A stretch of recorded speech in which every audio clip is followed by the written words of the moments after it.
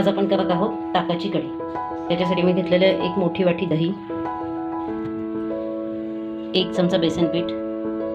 मी हे खोबरं माझ्याकडे ऑलरेडी किसून ठेवलेलं होतं, बारीक केलेलं ते। मी गार्निशिंगसाठी कोथिंबीर, हळद, 1 छोटा चमचा मोहरी तडक्यासाठी, हिंग आहे तडक्यासाठी, मीठ, गूळ आपल्या चवीप्रमाणे घालायचा आहे। कोणाला गोड हवी असल्यास ह्यापेक्षा जास्त घालू शकता। जिरे, लसूण, आलं आणि मिरची, हे खोबरं हे आपण सगळं एकत्र वाटून घेणार आहोत, जे कढीमध्ये घालायचं आहे। तर आता आपण सुरुवात करूया कढी बनवायला। ही याच्यात टाकतोय,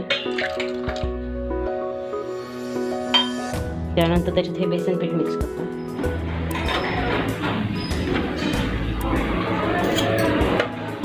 हळद आपण ऍड करतो याच्यात,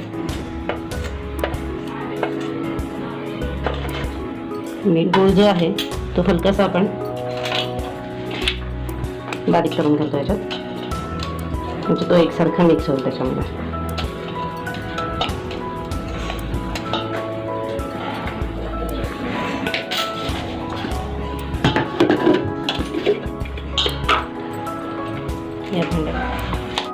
हे अशा पद्धतीने बारीक वाटण झालेलं आहे।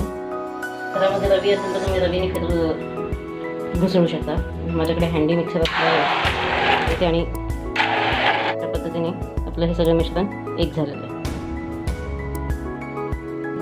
हे तडका पॅन ठेवलेलं आहे, यात आपण हे सगळं तेल भरूयात।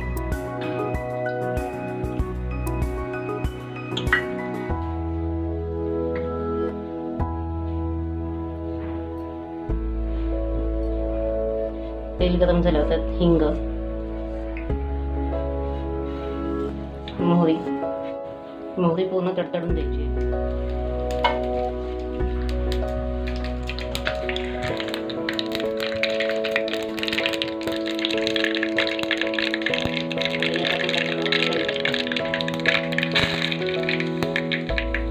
पूर्ण तडतडू द्यायचा।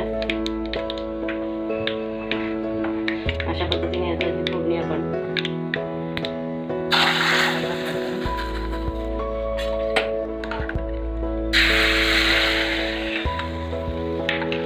हे मिश्रण आपल्याला गॅसवर ठेवायचं आहे। लक्षात ठेवा सगळ्यांनी, याच्यामध्ये जे आहे कढीला कधी उकळी येऊन द्यायची नाही आहे। उकळी आली तर जे ताक आहे, ताक दही जे आहे ते फाटतं, त्यामुळे आपल्याला उकळी येऊन द्यायची नाही आहे। ती मंद आचेवर थोडी गरम होऊ द्यायची।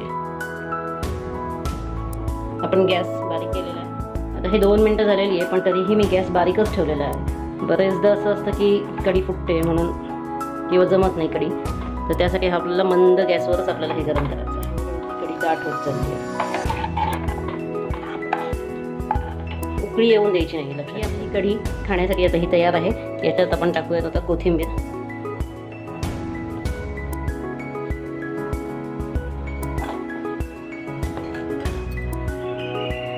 गॅस आपण बंद करत आहोत।